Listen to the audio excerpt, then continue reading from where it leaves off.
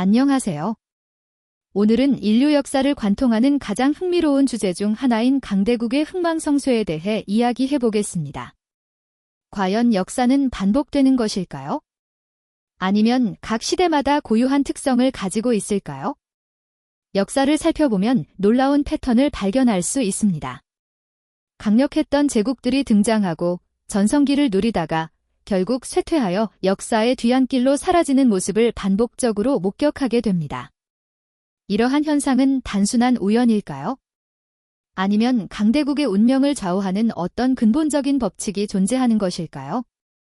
오늘 우리는 이 질문에 대한 답을 찾기 위해 역사의 긴 여정을 함께 떠나보겠습니다.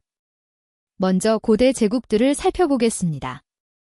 메소포타미아의 아시리아 제국부터 시작해보죠. 아시리아는 기원전 9세기부터 7세기까지 근동 지역을 지배했습니다. 강력한 군사력과 효율적인 행정체계를 바탕으로 광대한 영토를 통치했죠. 하지만 아시리아도 영원하지 않았습니다. 과도한 군사비 지출, 피정복민들의 반발, 그리고 내부 권력 투쟁으로 인해 결국 바빌로니아와 메디아 연합군에 의해 멸망했습니다. 이어서 등장한 페르시아 제국은 더욱 놀라운 모습을 보여줍니다. 키루스 대왕부터 다리우스 1세에 이르기까지 페르시아는 관용 정책과 효율적인 행정 시스템으로 고대 세계 최대의 제국을 건설했습니다.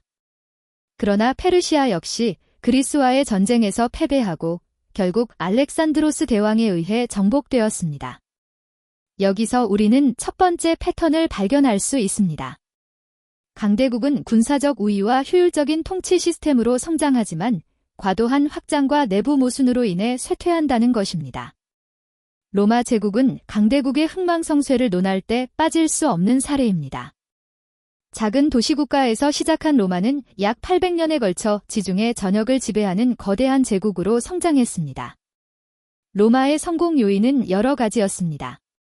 뛰어난 군사 조직, 실용적인 법체계, 그리고 정복된 민족들을 로마 시민으로 받아들이는 포용 정책이 그것입니다.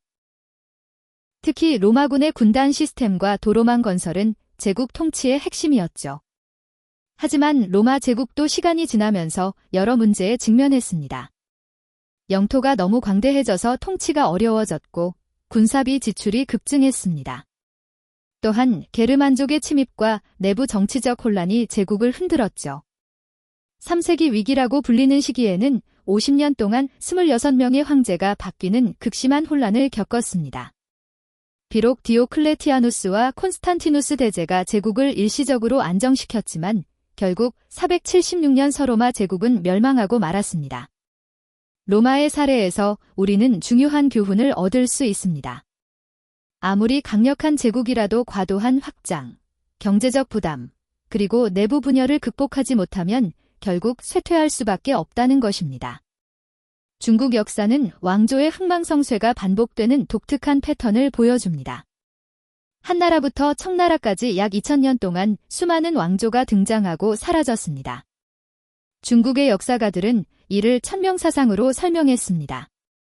하늘의 명을 받은 왕조가 등장하여 태평성대를 이루지만 시간이 지나면서 부패하고 민생이 도탄에 빠지면 천명이 다른 세력으로 옮겨간다는 것이죠. 실제로 중국 왕조들의 패턴을 보면 놀라울 정도로 유사합니다.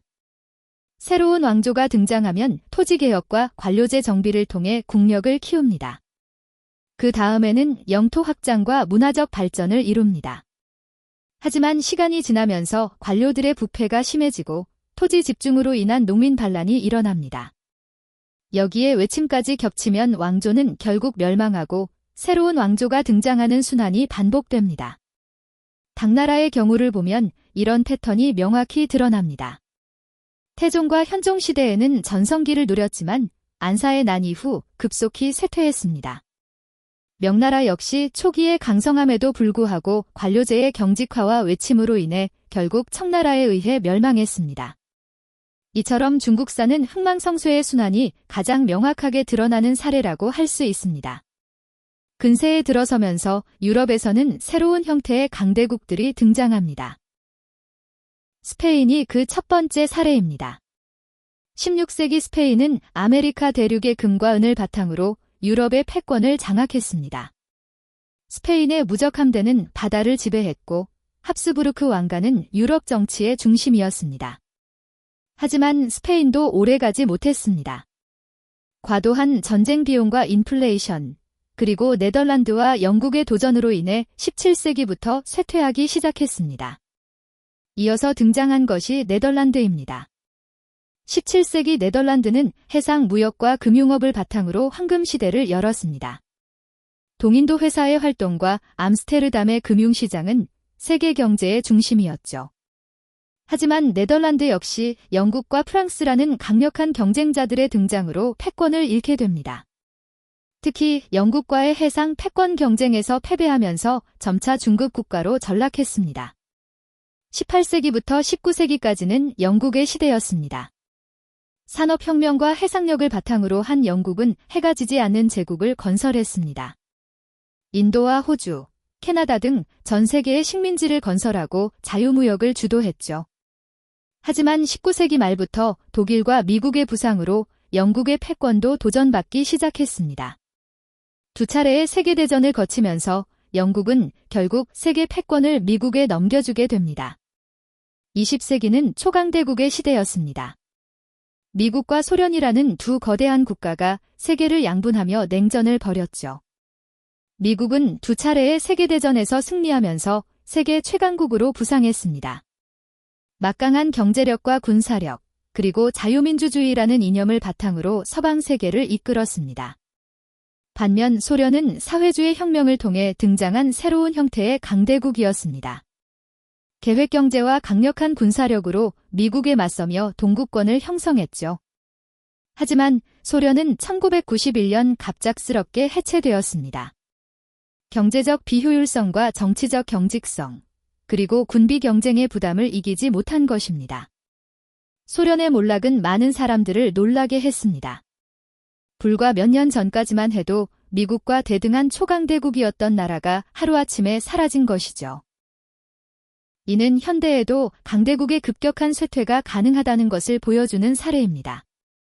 냉전 종료 후 미국은 잠시 동안 단독 패권국의 지위를 누렸습니다.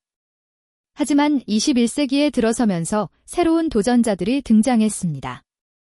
중국의 부상이 가장 주목할 만한 변화입니다. 개혁개방 이후 40년 동안 중국은 연평균 9% 이상의 고성장을 기록하며 세계 2위의 경제대국으로 성장했습니다. 러시아도 푸틴 집권 후 에너지 자원을 바탕으로 영향력을 회복하고 있습니다. 인도 역시 IT 산업과 서비스업을 중심으로 급성장하고 있죠. 이러한 변화는 기존의 서구 중심 국제 질서에 큰 도전이 되고 있습니다. 미국의 상대적 영향력은 감소하고 있고 다극화된 세계 질서가 형성되고 있는 것 같습니다.